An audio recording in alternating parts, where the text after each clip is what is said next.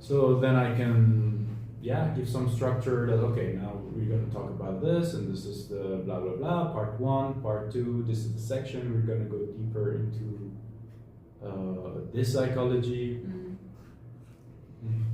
Also, you forgotten that it is used in industry. It is being used. It is being used in industry. So the cracks in down in your company. Yes. True. I have told before to Mr. Zamani that it's in your work. Please explain some about it. The point that I would like to ask you is about whether we have to get it free. As you know, some whispers are out there that ChatGPT or the other branches of this new world has the ability to communicate with other applications like it, and having some very fully independent communication or thinking. Is it good to make sort of settlement over the boundaries and frontiers, or get it free completely?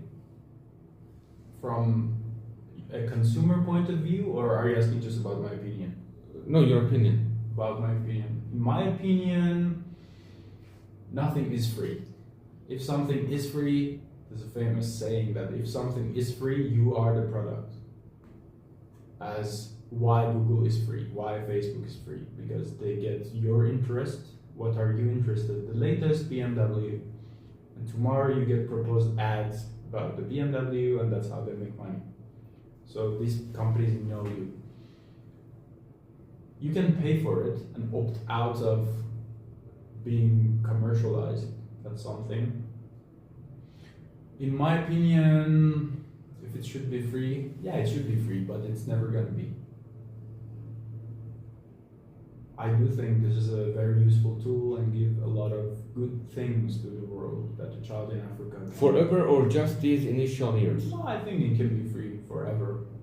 I think all these companies that now they invest in education, for example, and finding teachers to go abroad to teach a child in Africa English.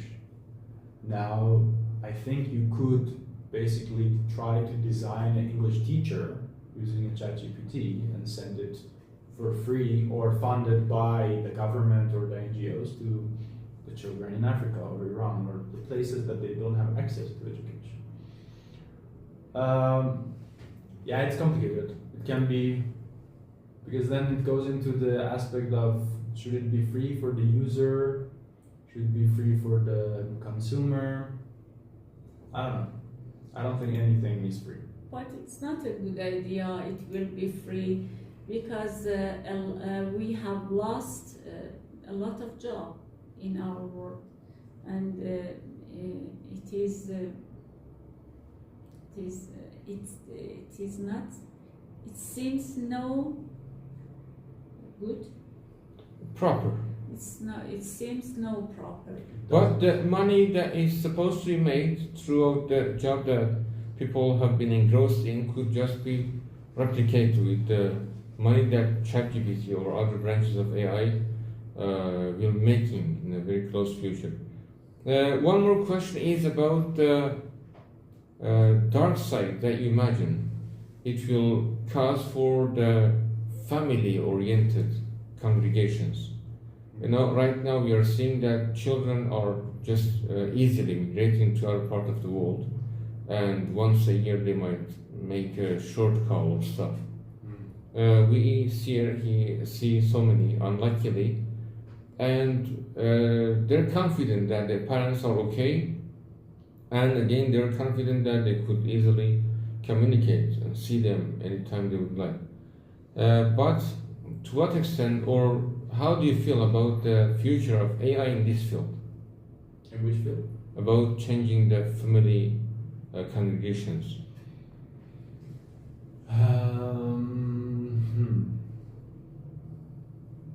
AI changing the family dynamics.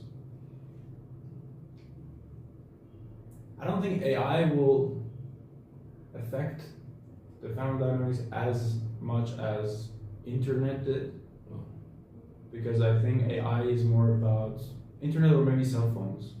Cell phones. Yeah, because AI, for now, AI is not so much about connection, and I haven't seen so much loss of connection from AI. It's more about maintaining or mainstreaming easier jobs. So I don't see how it will affect my relationship with my mother. The only thing I have seen that is interesting is I have seen some companies that they do replicate the sound of your father or mother after they pass away, that you can talk to them after they're dead. And this is like a goosebumps every time I talk about it. Yes.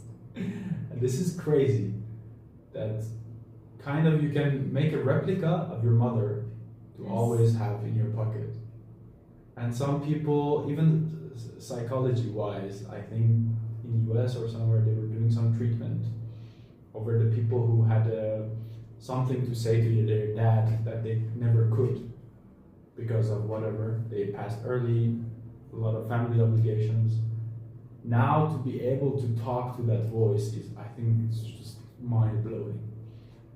And I think this can be something, I don't know, cool or a little bit creepy, but I think it's fascinating, certainly. Yeah. The point that you said was just really scary, Yes. you know, and it shows how bad it could play in the future of these technology. But overall, I need to say that the technology must stop somewhere. But AI substantiated that technology would never stop. It's also a very interesting topic because I'm gonna read a book that is called Degrowth. Because basically, why are we just growing, technically? This is a very interesting question for me, that maybe it's from an evolution point of view, but I think now it has gone out of control. We're kind of eating ourselves back by just producing so much gas and cars and blah, blah, blah. And the world is just dying because we want to progress more.